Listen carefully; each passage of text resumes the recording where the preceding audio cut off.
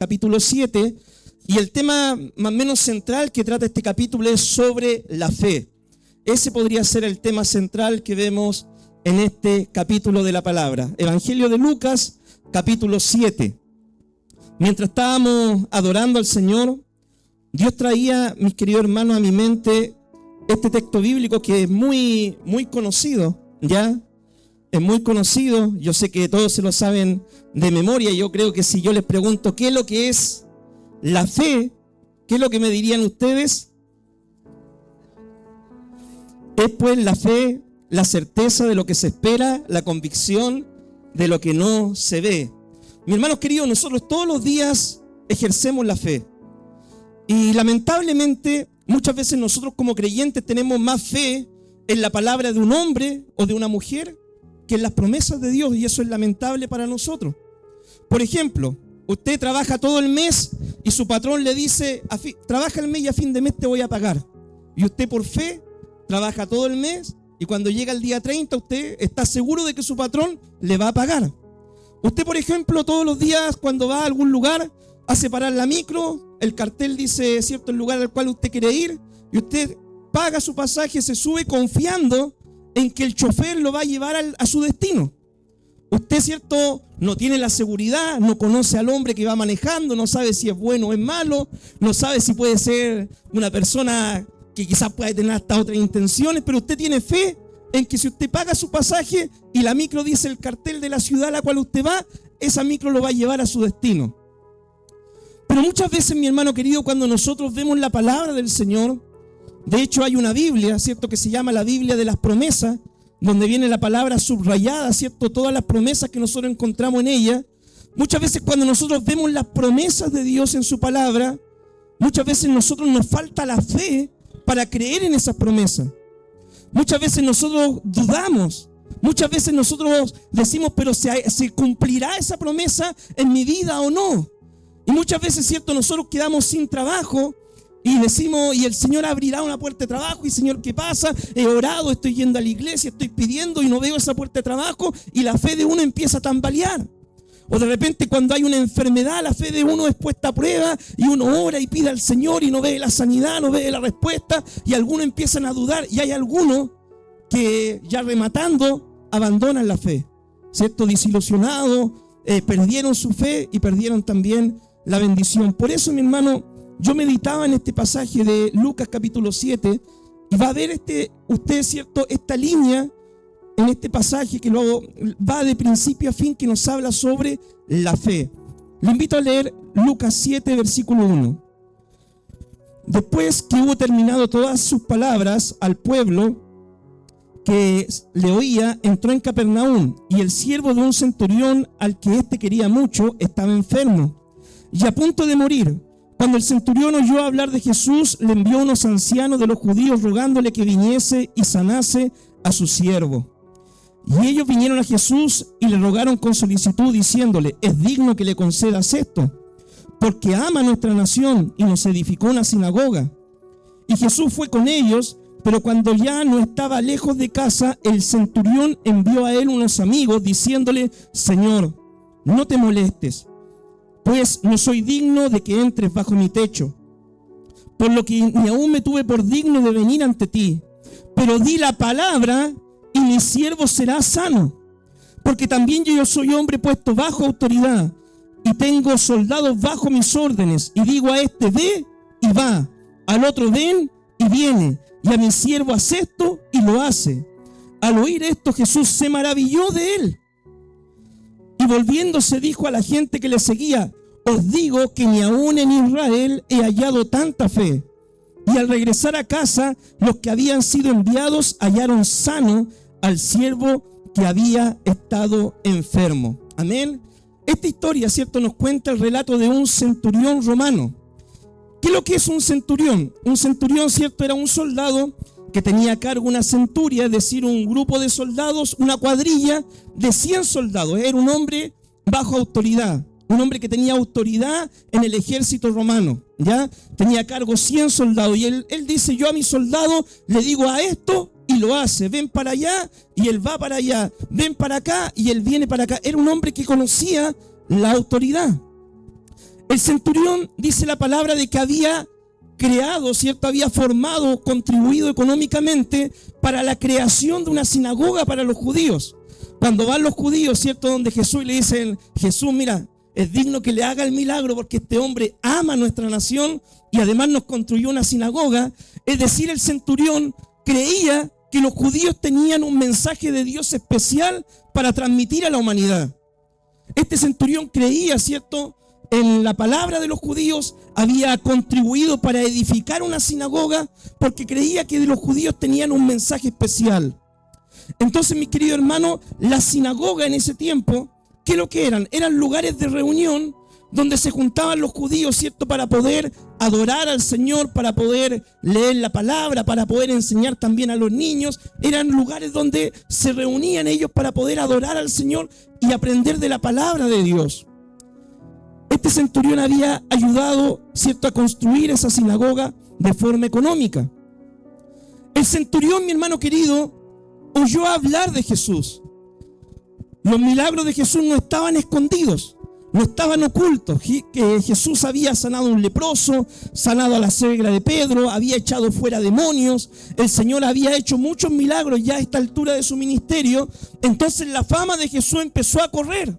Empezó a oírse de que había, ¿cierto?, un hombre, un varón de Galilea, ¿cierto?, un profeta de Dios. La gente hablaba de este Cristo, ¿cierto?, de este Jesús que hacía milagros. Aún no tenía muy clara cuál era la identidad. Algunos, ¿cierto?, decían era un profeta, otros decían era un hombre, ¿cierto?, otros creían realmente que era el Cristo. Pero el Señor estaba haciéndose popular por medio de los milagros. Y este centurión oyó hablar, ¿cierto?, de que Cristo estaba haciendo milagros. Y en él se despertó la fe. Él dijo: bueno, si el Señor está sanando leproso, está sanando enfermo, está echando fuera demonios, el Señor puede ayudarme a mí también en mi necesidad. Y cuán importante, mi hermano querido, es que nosotros demos testimonio de lo que hemos vivido en el Señor, de nuestra experiencia personal con el Señor. Cuando Dios ha hecho un milagro en tu vida, cuando Dios ha contestado una oración a ti, cuando Dios, ¿cierto?, ha sanado a alguien. Cuán importante es que nosotros vayamos y testifiquemos de nuestra experiencia con el Señor, porque eso puede despertar la fe de algunas personas y decir: si Dios lo hizo con él, Dios también lo puede hacer conmigo. El centurión despertó esta fe, pero ¿qué pasaba con el centurión? Lo que le pasa a muchas personas, ¿cierto?, en el día de hoy. El centurión no se consideraba digno de ir ante el Señor. Bueno, el centurión, yo creo que dijo: yo soy romano, soy un soldado, ¿cierto?, con un cargo. Si voy y me presento ahí delante de los judíos donde está predicando Jesús, la gente se va a alborotar, quizás me tiren piedras, quizás me vayan a echar, ¿cierto? Quizás puede pasar cualquier cosa. Así que el centurión, ¿qué es lo que hace? Envió a los ancianos de los judíos. Como tenía conexión con la sinagoga, le dicen: vayan por mí y rueguen al Señor que venga para que sane a mi siervo. Entonces el centurión envió, ¿cierto?, envió a estos ancianos. Los ancianos le dan el mensaje a Jesús y nosotros vemos, mi hermano querido, la disponibilidad que tenía Cristo. El Señor no dijo, ¿cierto?, no, él es un centurión, yo no voy a casa de gentiles. El Señor no dijo: no, estoy ocupado, yo no tengo tiempo para eso. El Señor no dijo: no, mira, ¿sabes qué? Yo vine a predicarle solamente a los judíos, así que yo no voy a visitar a este centurión romano, aparte que oprimen a mi pueblo. No, el Señor dijo: voy a ir. Y el Señor comenzó a ir a la casa de este centurión. Pero ¿qué es lo que sucedió? Que mientras estaba yendo, el centurión volvió a enviar ahora a sus amigos más cercanos, para que le dijeran al Señor: Señor, mira, no soy digno de que vengas a mi casa, no soy digno de que vengas a mi hogar, pero di solamente la palabra y mi criado va a ser sanado. Y hoy en día, mi hermano querido, hay mucha gente que se encuentra en esa situación. No soy digno de ir a un templo, no soy digno de ir a la iglesia, no soy digno, ¿cierto?, de acercarme al Señor. He fallado, he pecado, he hecho lo malo, no soy digno de la salvación. Pero necesitan un milagro en su vida. Y es ahí donde nosotros tenemos que tener la disposición de poder ir a los hogares. Cuando nos dicen: hermano, puede venir a orar por mí, hermano, puede venir a ungir mi casa, hermano, puede venir a ungir mi vida, estoy enfermo. Debemos tener esa disposición y estar preparados como el Señor para poder actuar en ese minuto. El Señor mostró total disposición. Cuando iba yendo, vienen los amigos y le dicen: Señor, mira, Esto dice el centurión: di solamente la palabra y mi criado, ¿cierto?, va a ser sanado, porque yo soy un hombre bajo autoridad. Y cuando yo doy una orden, esta orden se cumple. ¿Qué es lo que le estaba tratando de decir el centurión a Jesús?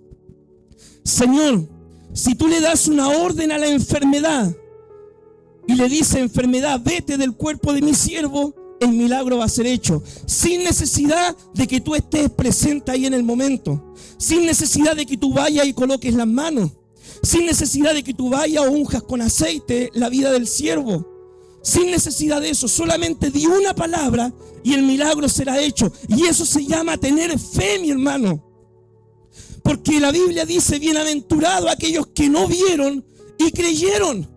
Y nosotros somos bienaventurados porque nosotros ninguno hemos visto al Señor físicamente, pero hemos creído en el Señor, de que Dios es real, de que Dios es poderoso, de que Dios puede seguir sanando, de que Dios sigue haciendo milagros, de que Dios sigue respondiendo la oración. Y si nosotros tenemos fe, vamos a poder ver la gloria del Señor.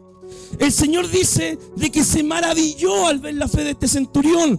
Y curiosamente hay dos oportunidades en las que Cristo se maravilló.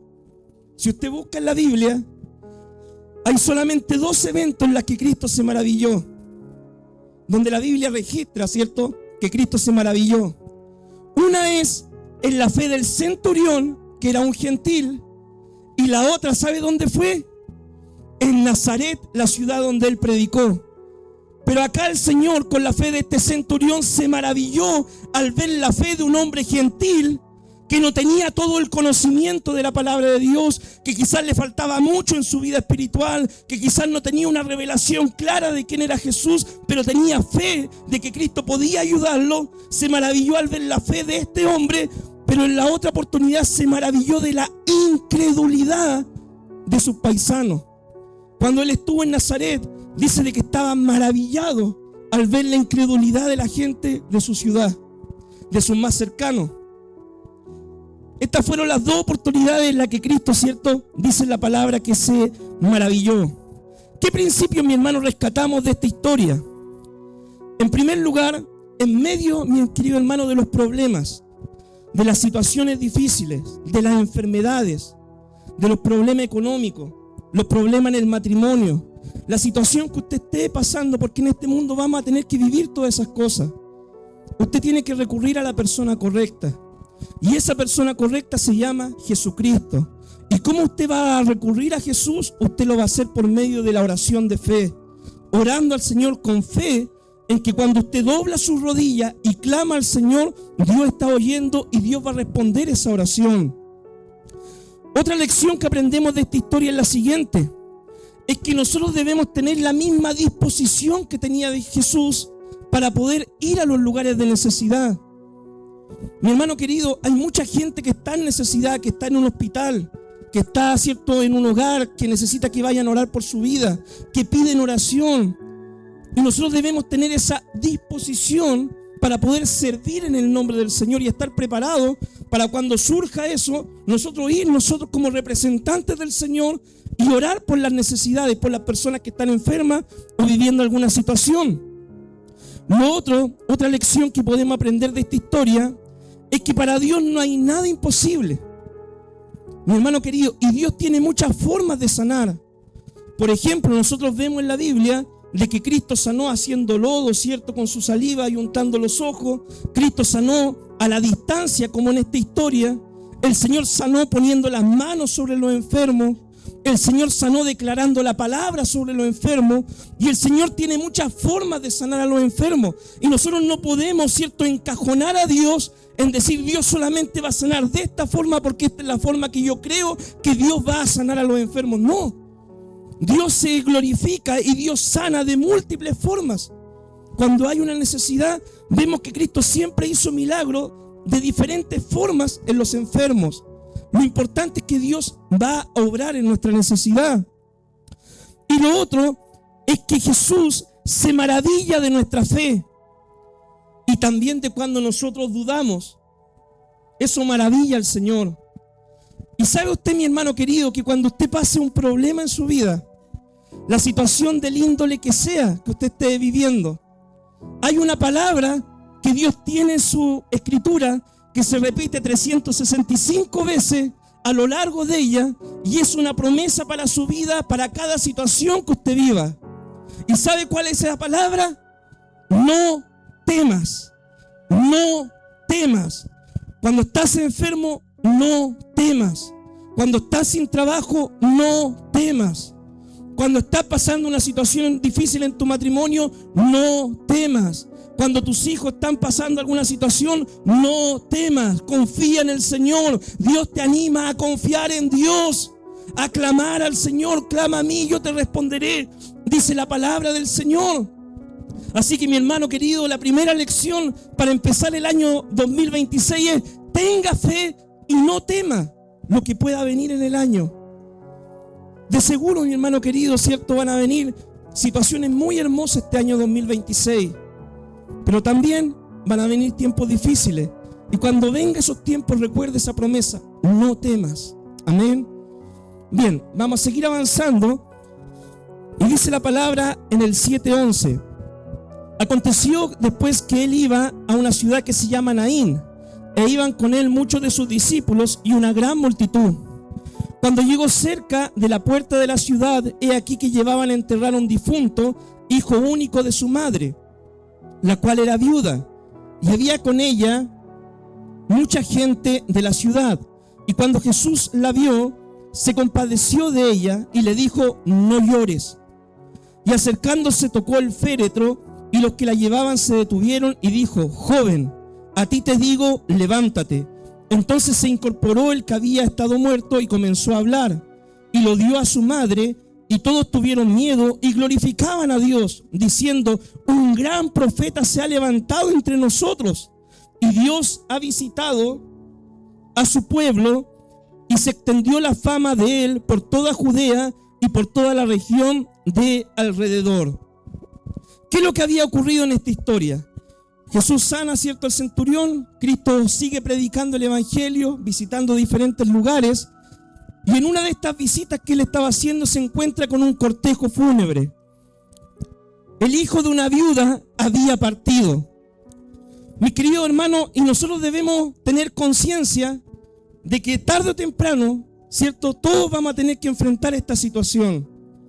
Ya sea que vamos a tener que vivir la partida de un ser querido, o ya sea que nos va a tocar nosotros partir de este escenario de la tierra, pero todos tarde o temprano vamos a tener que encontrarnos en esta situación de despedir a un ser amado, ¿ya? Y en esos tiempos, mis queridos hermanos, la situación de una viuda era completamente difícil. Cuando era viuda, ¿cierto?, no tenía esposo y además no tenía un hijo que le pudiera ayudar en su economía. En esos tiempos, mi hermano querido, no había pensiones, ¿cierto?, para la viudez, no había, ¿cierto?, la PGU, ¿cierto?, pensión de gracia universal, no había nada de esas cosas. No había ayuda del gobierno, no llegaban subsidios de nada. En esos tiempos, una mujer que no tenía esposo y no tenía hijos estaba condenada, ¿cierto?, a tener que mendigar para poder encontrar su sustento. Lamentablemente, pedir limosna y que alguien se compadeciera y le diera un par de monedas para que ella pudiera subsistir. Esa era la situación de una viuda en aquellos tiempos. Y Cristo, al ver esta situación, mi hermano, al ver a esta mujer viuda enterrando a su hijo único, fue movido el Señor a misericordia. Hermanos queridos, y cuando usted lee la Biblia, lee el Antiguo Testamento, lee el Nuevo Testamento, usted se va a encontrar de que Dios es un Dios que se mueve a misericordia por los necesitados. Dios, mi hermano, no es un Dios indiferente. Dios no es un Dios que pasa de largo. Dios no es un Dios indiferente al dolor de la humanidad. Si usted lee la Biblia en el Antiguo Testamento, va a encontrar por lo menos que el Señor se preocupaba de una forma especial ¿de quién? De los pobres, aquellos que no tenían sustento. Se preocupaba de las viudas, aquellas, ¿cierto?, que no tenían ningún recurso más para vivir. Se preocupaba el Señor de los huérfanos, aquellos que eran abandonados por sus padres, o aquellos, ¿cierto?, que por un accidente sus padres quedaban, ya no estaban. Y también el Señor se preocupaba de los extranjeros. Cuando usted lee la Biblia, se va a dar cuenta de eso, mi hermano querido. En el Antiguo Testamento hay mandamientos específicos para ayudar a las personas que pasaban en necesidad. De hecho, mi hermano querido, los levitas, ¿cierto?, cuando hacían las fiestas solemnes y los sacrificios al Señor, tenían un mandamiento que de eso debían ayudar a los necesitados. Con las primicias, las cosas que llegaban, ya debían ayudar a la gente de necesidad. ¿Por qué? Porque el Señor ama a aquellas personas que están pasando necesidad. Se preocupa por ellas de una forma especial. Y el Evangelio de Lucas tiene esta particularidad, que el Señor muestra su lado humano, donde Él se identifica con los pobres, con los necesitados. Entonces, mi hermano querido, esta mujer, con la partida ahora de su hijo, estaba condenada a vivir una vida de miseria. Pero Jesús fue movido a misericordia, resucitó a este joven, así como en el Antiguo Testamento los profetas Elías y Eliseo habían resucitado también a algunos jóvenes, ¿cierto? Y en el Nuevo Testamento nosotros encontramos de que Pedro, después de la resurrección, ¿cierto?, después de Pentecostés, resucitó a Dorcas, y Pablo resucitó a uno que se estaba durmiendo en medio del sermón. ¿Se acuerdan de esa historia? ¿Cierto? Así que cuidado, acá no tenemos un segundo piso. Pero vemos también de que los apóstoles hicieron estos milagros. El Señor también resucitó, ¿cierto?, a este hijo de esta viuda. Y también vemos durante el ministerio de Cristo que Él resucitó a Lázaro también. Mi hermano querido, la resurrección a nosotros nos tiene que dar la esperanza de lo siguiente. La resurrección de este hijo de esta viuda. De que aquel que cree en Jesucristo, un día, aunque esté muerto, vivirá. Nosotros cuando partamos de este escenario de la tierra, mi hermano querido, vamos a estar en la presencia del Señor. Y cuando Cristo venga, ¿cierto?, a establecer su reino milenial, va a tocar la trompeta, vamos a ser resucitados, nuestros cuerpos incorruptibles, y vamos a estar con el Señor para siempre. Y esa debe ser la esperanza que nosotros tenemos en el Señor, que si nosotros creemos en Dios, vamos a estar con Él por la eternidad. Y así como Cristo resucitó, ¿cierto?, a este joven, un día también los muertos en Cristo resucitarán primero, dice la palabra. Y nosotros que estemos vivos seremos arrebatados para estar con el Señor en los aires por siempre. Estos milagros, mi hermano querido, provocaban ¿qué cosa? Que la gente se maravillara, que la gente quisiera ir a ver a Jesús, que la gente, ¿cierto?, se entusiasmara por ver un milagro de Jesús, por encontrar una sanidad con el Señor. Entonces los milagros, esto extendían la fama del ministerio de Jesús. ¿Qué principios sacamos, ¿cierto?, de esta historia? Que como iglesia, mi hermano querido, nosotros no debemos ser indiferentes a las necesidades que nos rodean en nuestra comunidad. No debemos ser indiferentes, mi hermano, cuando muchas veces surge una necesidad entre nosotros, en nuestra familia o en nuestra comunidad. Dios, mi hermano, no nos mandó a pasar de largo. Dios nos mandó a actuar en medio de las necesidades. Y mire, mi hermano querido, yo lo quiero desafiar para este año 2026 a que usted tenga un corazón generoso con el Señor. El que da al pobre, a Dios bendice. Y dice que lo que da, le será devuelto de parte del Señor. Así que, mi hermano, cuando usted vea una necesidad, no pase de largo. Practique, ¿cierto?, la generosidad, practique el amor, practique demostrar el amor en forma práctica. Dice la palabra, ¿cómo ustedes pueden decir que amo a mi hermano y le digo, anda, sáciate, caliéntate, si yo veo que tiene necesidad y no le doy las cosas necesarias para su mantenimiento? Dios, mi hermano, te va a poner gente en el camino a la cual tú vas a tener la oportunidad de bendecir con el Evangelio.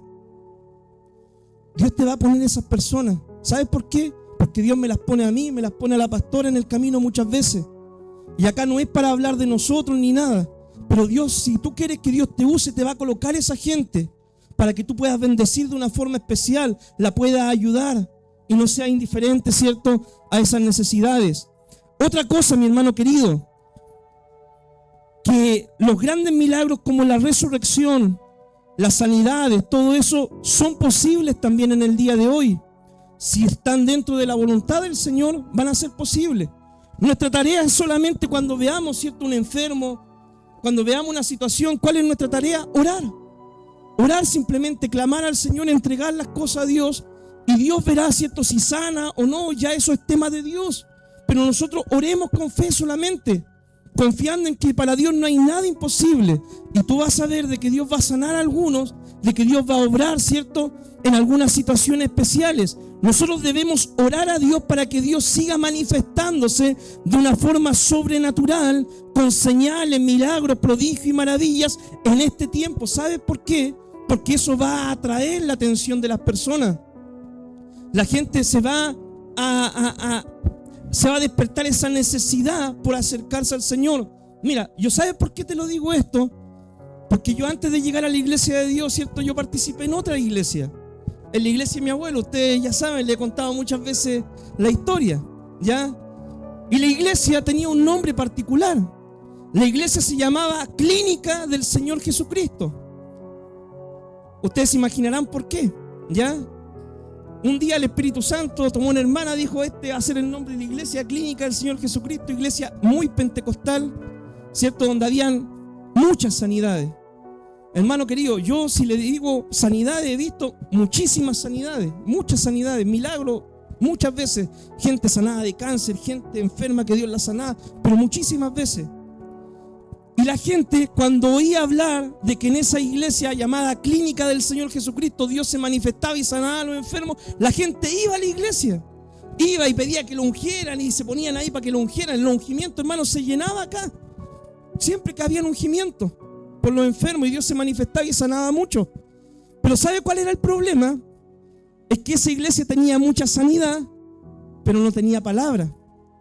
Entonces la gente iba por su milagro, pero después cuando se predicaba el evangelio o predicaban la palabra, los hermanos de repente no la predicaban con claridad, y la gente que pasaba se desilusionaba y se iba. Como ya estaban sanos, no necesitaban seguir escuchando el evangelio. Nosotros, mi hermano, tenemos que tener este equilibrio.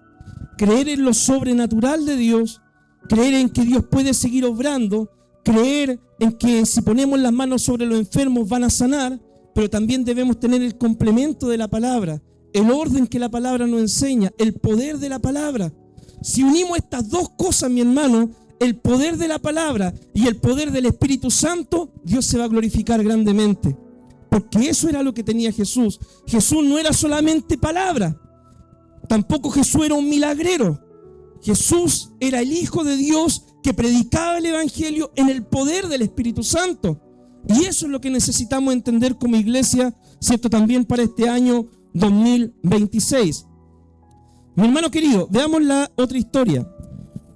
En el versículo 18 dice: los discípulos de Juan le dieron las nuevas de todas estas cosas, y llamando a Juan a dos de sus discípulos, los envió a Jesús para preguntarle: ¿eres tú aquel que había de venir o esperaremos a otro? Cuando los hombres vinieron a él, dijeron: Juan el Bautista nos ha enviado a ti para preguntar: ¿eres tú el que había de venir o esperaremos a otro? En esa misma hora sanó a muchos de enfermedades y de plagas y de espíritus malos, y a muchos ciegos les dio la vista. Y respondiendo Jesús dijo: id y haced saber a Juan lo que habéis visto y oído. Los ciegos ven, los cojos andan, los leprosos son limpiados, los sordos oyen, los muertos son resucitados, y a los pobres es anunciado el evangelio, y bienaventurado es aquel que no haya tropiezo en mí. Cuando se fueron los mensajeros de Juan, comenzó a decir de Juan a la gente: ¿qué saliste a ver al desierto? ¿Una caña sacudida por el viento? ¿Mas qué saliste a ver? ¿Un hombre cubierto de vestiduras delicadas? He aquí los que llevan vestiduras preciosas viven en deleites, y en los palacios de los reyes están. ¿Mas qué saliste a ver? ¿A un profeta? Sí, os digo, y más que profeta. Este es de quien está escrito: he aquí envío mi mensajero delante de tu faz, el cual preparará tu camino delante de ti. Os digo que entre los nacidos de mujeres no hay otro mayor profeta que Juan el Bautista, pero el más pequeño en el reino de Dios es mayor que él. Y todo el pueblo y los publicanos, cuando lo oyeron, justificaron a Dios bautizándose con el bautismo de Juan. Mas los fariseos y los intérpretes de la ley desecharon los designios de Dios respecto de sí mismo, no siendo bautizados por Juan. Y dijo el Señor: ¿a qué pues compararé los hombres de esta generación? ¿Y a qué son semejantes? Semejantes son a los muchachos sentados en las plazas, que dan voces unos a otros y dicen: os tocamos flauta y no bailasteis, os endechamos y no llorasteis. Porque vino Juan el Bautista, que ni comía ni bebía vino, y decís: demonio tiene. Y vino el Hijo del Hombre, que come y bebe, y decís: he aquí un hombre comilón y bebedor de vino, amigo de publicanos y de pecadores. Mas la sabiduría es justificada por todos sus hijos. Amén. ¿Qué es lo que había sucedido, mi hermano? Juan estaba preso, ¿ya? Pero Juan, mi hermano, estaba preso por haber confrontado el pecado de Herodes, ¿ya? En esos tiempos, ¿qué es lo que había sucedido? El gobernador, cierto Herodes, le había quitado la mujer a su hermano y estaba teniendo una relación pecaminosa, y Juan, como verdadero profeta del Señor, le dice: lo que estás haciendo no es lícito que lo hagas. Le has quitado la mujer a tu hermano. Esto molestó a Herodías, con intriga y todo, ¿cierto? Aparte del mensaje de Juan, usted sabe que era un mensaje bastante duro, bastante directo. Entonces esto provocó de que arrestaran a Juan por causa de su predicación. Hay que entender, mi hermano, de que Juan pertenece dentro de los profetas a la antigua dispensación, ¿ya? Juan es el último de los profetas, dice acá la palabra, ¿cierto? ¿En qué sentido? En que Juan fue el último de los profetas en anunciar la venida del Mesías. Él fue el último profeta y fue el más grande. Cristo dice: de los nacidos de mujer, entre los profetas fue el más grande. Pero Juan pertenece a la antigua dispensación. Y mi hermano querido, los profetas, cuando usted lee la Biblia, en el Antiguo Testamento, los profetas de la antigua dispensación, cuando profetizaban, cuando declaraban el pecado, cuando confrontaban el pecado, eran bastante duros y bastante directos. Ellos no andaban con pelo en la lengua, no decían las medias verdades, ni usaban eufemismo, no. Ellos eran directos para confrontar el pecado. Porque así era Dios en la dispensación, ¿cierto? O en el tiempo de la ley. Pero cuando vino Cristo, ¿cierto? El Señor ahora inició un nuevo tiempo que se llama el tiempo de la gracia. Y en este tiempo, por ejemplo, igual hay profetas. Algunos dicen: no, ya en este tiempo ya no hay profetas. No, pero sí hay profetas.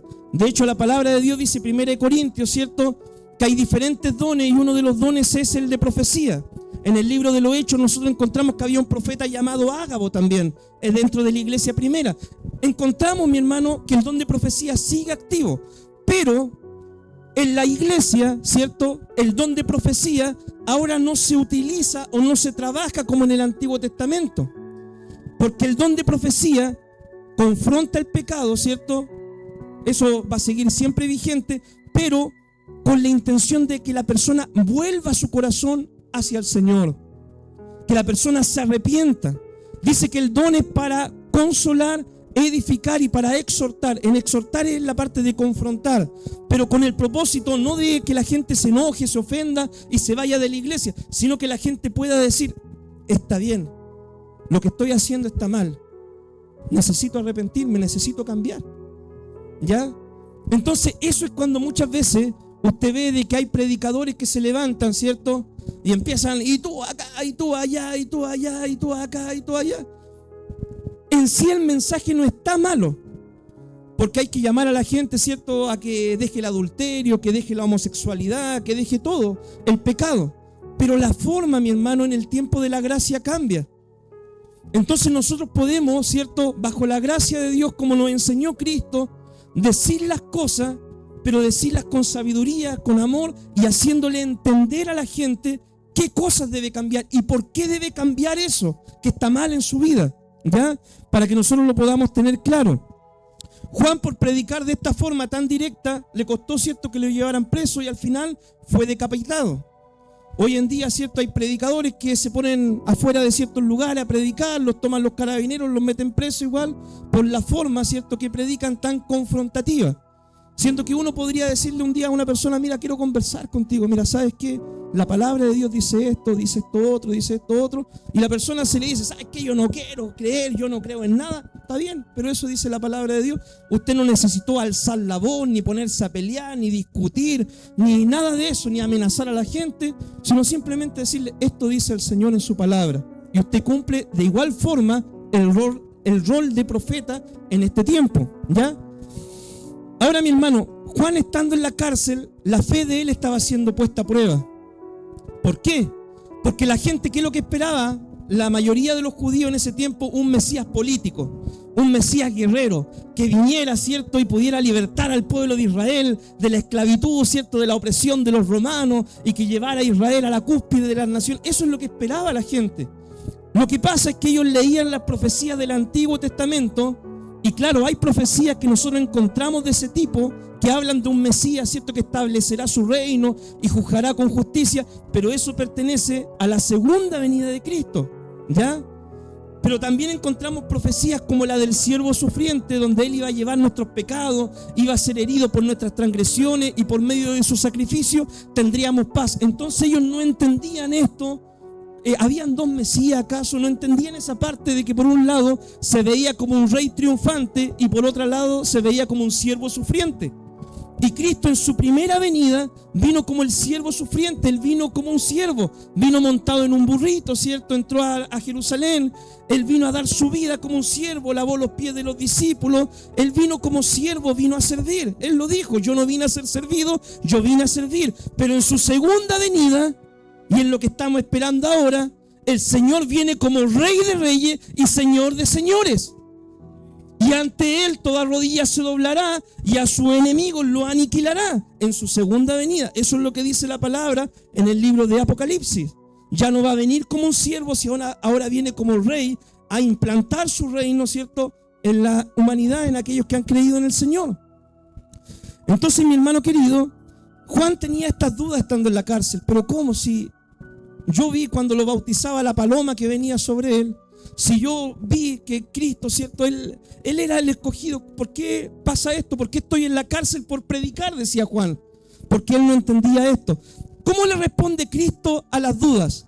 Cristo le responde con los frutos, mi hermano. Con los frutos.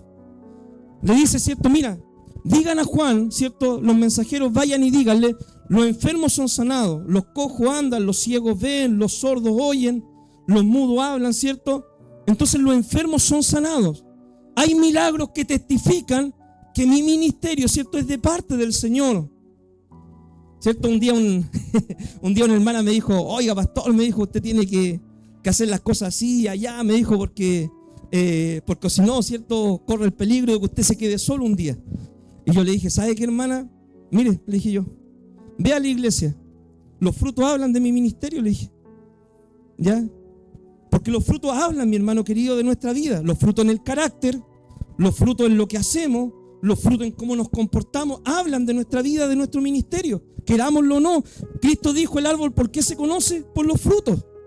Entonces lo que hacía Jesús era decirle: Juan, mira los frutos que estoy dando y date cuenta que yo sí soy el Mesías. Ten fe solamente, confía. Por eso la palabra, ¿cierto?, le decía que nos habla mucho de la fe.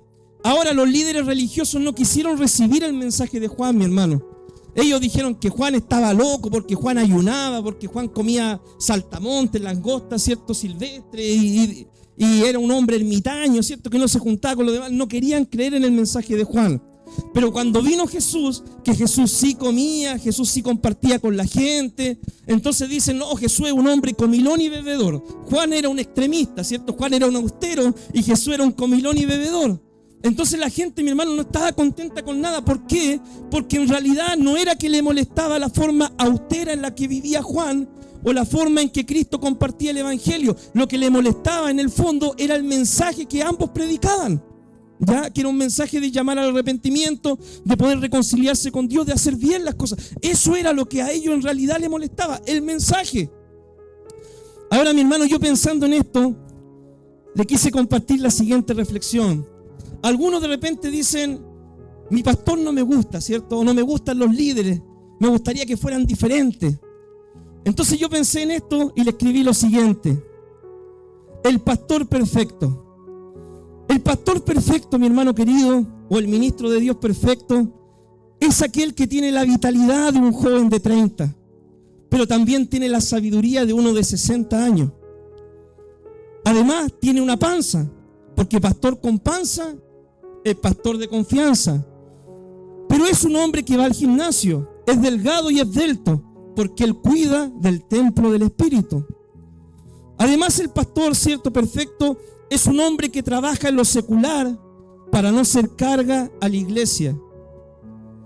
Pero también es un hombre que tiene todo el tiempo del mundo para atender todas las necesidades de todos los hermanos, porque ese es su deber y es su ministerio.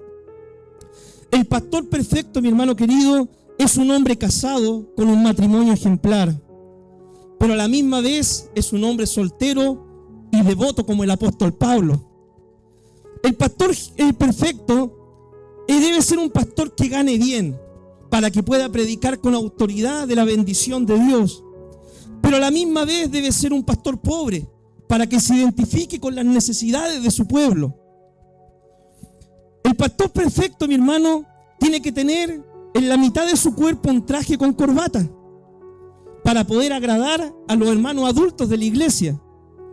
Pero también el pastor perfecto debe tener en la otra mitad una polera, unos jeans y unas zapatillas blancas para poder identificarse con los jóvenes de su congregación. El pastor perfecto, ¿quién lo hallará?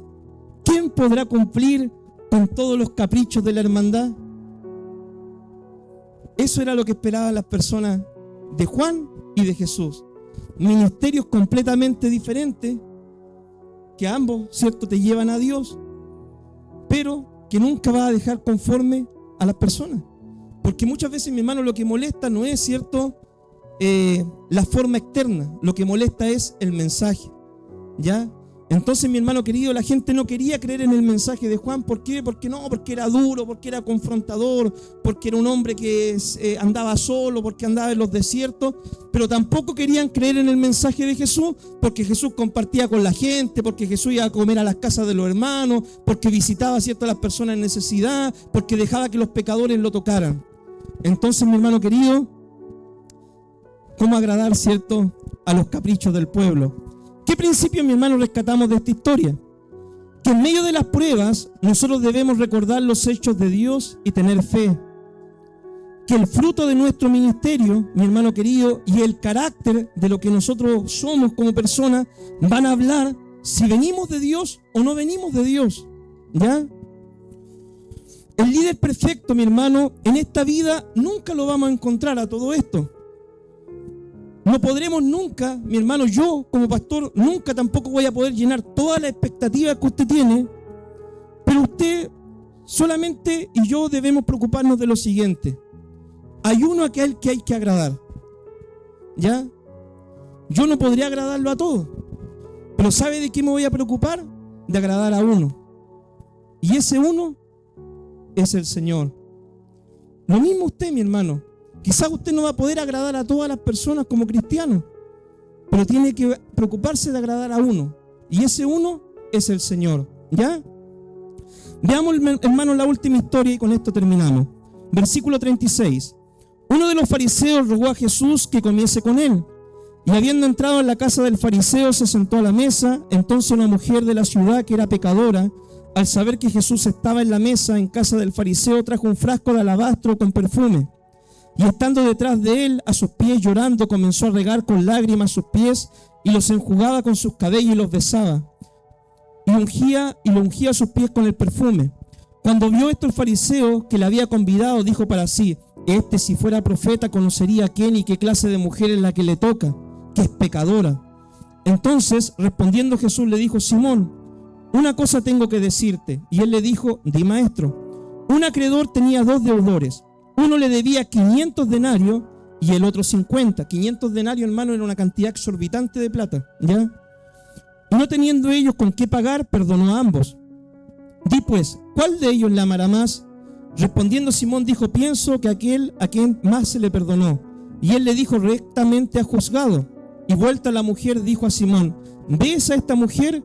Entré en tu casa y no me diste agua para mis pies, mas ésta ha regado mis pies con sus lágrimas y los ha enjugado con sus cabellos. No me diste beso, mas ésta desde que entré no ha cesado de besar mis pies. No ungiste mi cabeza con aceite, mas ésta ha ungido con perfume mis pies. Por lo cual te digo que sus muchos pecados le son perdonados, porque al que amó mucho, más aquel a quien poco se le perdona, poco ama. Y a ella dijo: tus pecados te son perdonados. Y los que estaban juntamente sentados a la mesa comenzaron a decir entre sí: ¿quién es este que también perdona pecados? Pero él dijo a la mujer: tu fe te ha hecho salva. Mis queridos hermanos, algo lindo que tenía el Señor Jesús es que el Señor visitaba los hogares de las personas, ¿ya? Cuando usted ve el ministerio de Cristo, Cristo no era un ministro de púlpito, ¿ya? El Señor visitaba los hogares de la gente. ¿ya? Fue a la casa de Zaqueo, fue a la casa de diferentes personas, a la casa de Simón, a la casa de Pedro. Nosotros vemos mucho esta actividad ministerial que hacía el Señor, que Él iba a los hogares, ¿ya? Y cuando no lo invitaban, el Señor se autoinvitaba, decía, ya, hoy día Zaqueo, voy a ir a comer contigo a tu casa, y llegaba y caía, ¿no? ¿Cierto? Llegaba a los hogares. Bueno, Jesús, ¿cierto? No visitaba, mi hermano, los hogares para ver qué es lo que la gente tenía, o si las casas estaban ordenadas o desordenadas, ¿cierto? Ahora en Navidad dijo uno, si es que tenían el arbolito de Pascua o no. Cristo no iba, ¿cierto?, a los hogares para fijarse en eso. Lo que al Señor le importaba era visitar los hogares para conversar con ellos, predicarle el evangelio, hablar con ellos de la palabra de Dios para salvar sus almas. Eso es lo que a Cristo le interesaba. Y en esta ocasión dice la palabra que visitó el hogar de Simón, que era un fariseo. Pero cuando Simón, ¿cierto?, tuvo este privilegio, mi hermano, porque que Cristo te visita a tu hogar es una honra, un honor, ¿cierto?, una tremenda bendición. Pero este Simón no recibió a Jesús, ¿cierto?, con el respeto o como debía haberlo recibido, ¿cierto?, con la consideración, la cordialidad que se debía recibir en ese tiempo a una persona. En esos tiempos, mi hermano, cuando alguien iba de visita a tu casa, por ejemplo, habían siervos, de hecho, eso no lo hacían los dueños de casa, pero ellos mandaban a sus siervos a que le lavaran los pies, las manos, ¿cierto?, a los invitados, para después sentarse a la mesa, para después comer y todo. Eso lo hacían, de hecho, hasta los siervos, no lo hacía el dueño de casa, ¿ya? Pero acá nosotros vemos, ¿cierto?, de que Cristo llegó, no le ofreció agua para las manos, agua para los pies, para nada, ¿cierto? Simplemente lo sentó ahí a ver qué tenía que compartir. No le mostró ni un respeto, ¿ya? Entonces, mi hermano querido, cuando Cristo estaba hablando con él, Cristo no se ofendió, ¿cierto? No dijo, ay, ¿por qué me tratan así si yo me merezco algo mejor? No, Cristo simplemente compartió, y cuando estaba compartiendo el evangelio dice que había una mujer pecadora. No dice qué clase de pecado cometía la mujer, pero dice la Biblia que era una mujer pecadora, ya que tenía quizás mala reputación entre el pueblo. Y dice de que esta, conmovida por el mensaje, ¿qué es lo que sucedió? Se tiró a los pies de Jesús, empezó a llorar y con sus cabellos limpiaba, ¿cierto?, los pies de Jesús y besaba los pies de Jesús. Fue movida, ¿cierto? Fue conmovida por la palabra a entregar esa adoración al Señor. El fariseo, mi hermano, cuando ve esta situación, el fariseo, en vez de decir, oh, gloria a Dios, el Señor está tocando a los pecadores, ¿cierto? ¿Qué es lo que hace el fariseo? Dice, ay, si fuera espiritual, conocería qué clase de mujer es la que está tocando su vida, que es una mujer inmunda, pecadora, ¿cierto? Y el Señor, conociendo el pensamiento, porque Dios conoce los pensamientos de cada uno de nosotros, le cuenta una historia, ¿cierto?, a este líder fariseo. Le dice, mira, Simón, había dos deudores. Pongamos un ejemplo, ¿cierto? Uno debía 500 millones de pesos y otro deudor debía 500.000 pesos. Y el dueño perdonó a ambos, aquel que debía 500 millones y aquel que debía 500.000 pesos. ¿Cuál de los dos tú crees que va a amarme más? Y el fariseo dijo, aquel que se le perdonó más va a amar más. Y el Señor le dice, mira, rectamente has juzgado. ¿Por qué? Porque aquel que se le perdona mucho, mucho ama. Pero aquel que se le perdona poco, poco ama. Y hermanos queridos, esta es la situación que muchas veces nosotros nos encontramos cuando nosotros predicamos la palabra y nos encontramos con personas, ¿cierto?, que dicen, yo no necesito ir a la iglesia, yo soy una buena persona, yo no le hago mal a nadie, yo no robo, yo no miento, yo no he matado a nadie, yo no necesito el evangelio es para los malos, para los que se quieren rehabilitar, para el drogadicto, para el que está parado en la esquina, para el delincuente, para eso es el evangelio. Y el evangelio, mi hermano, es para todos, pero el evangelio es para aquellos que reconocen su profunda necesidad espiritual con Dios. El evangelio es sobre todo para aquellos que reconocen que lo único que merecían era el infierno y no la salvación. Es aquellos que reconocen que si no fuera por Jesús que murió en esa cruz, estaríamos condenados a una eternidad sin Dios, porque no podríamos hacer tantas buenas obras ni portarnos tan bien en el mundo para poder merecer un pedacito de cielo. Pero lamentablemente hay mucha gente como este fariseo religioso que dice, no, yo no le hago mal a nadie, yo he sufrido tanto en la vida, yo he pasado por tantas situaciones, yo me merezco el cielo porque soy un mártir acá en la tierra. Y no es así. lo que nos enseña la palabra.